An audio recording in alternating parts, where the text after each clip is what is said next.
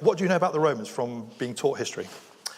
Oh, well, I know Rome was not built in a day, that's for sure. Very good gladiators. I can remember Julius Ceaser. Well, it's really interesting you say that, because Julius Caesar is the individual, along with Cleopatra, which most people reference when they talk about the Roman Empire. And Caesar is also famous for coming to Britain, and a lot of people think that Caesar conquered Britain, but he didn't. So effectively, he came, he saw, but he didn't conquer. Oh. Now, the most important Roman, I would argue, who actually ever came to Britain was the African emperor, Septimius Severus. Hold on. Let's just stop there. Okay. Are you telling me there was an African emperor? There was an African emperor, and he was one of the greatest Roman emperors. So he was born in North Africa in AD 145, and he died here. Here, right beneath your feet.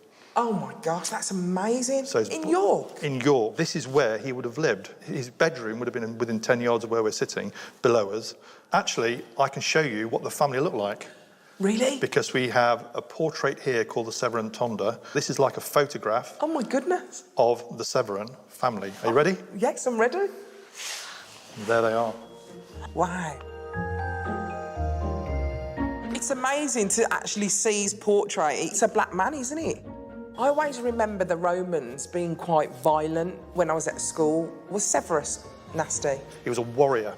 He came here to Britain in AD 208, got a message from the governor, and the governor said that we here in Britain are being attacked from the north and we're in danger of being overrun. The first thing he does is have them build the walls of Roman London. Wow. So the city of London, to this day, the square mile is defined by the African Emperor Septimius Severus. If you walk into the reception area of the British Museum, the first bust you see is a bust of Septimius Severus, alabaster white, but actually, when it was in real life in the Roman world, it would have been painted as he was, a man from North Africa, a black man. So no one would know that that was not a white man? Absolutely right. This is a man who's there all the time. He's right in front of us all the time in the British Museum, but nobody knows, unless you dig into the story, that he was a warrior emperor from North Africa who stayed true to his own heritage. This is just incredible.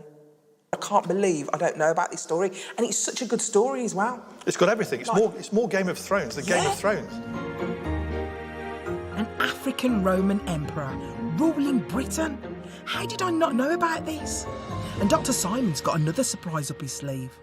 There's an amazing artist called Daniel Vossart who specialises in creating realistic images of Roman emperors, and he's created this. I give you... Wow! It looks so real, doesn't it? That looks so real. If you look at his eyes, it's like looking into the eyes of a real person.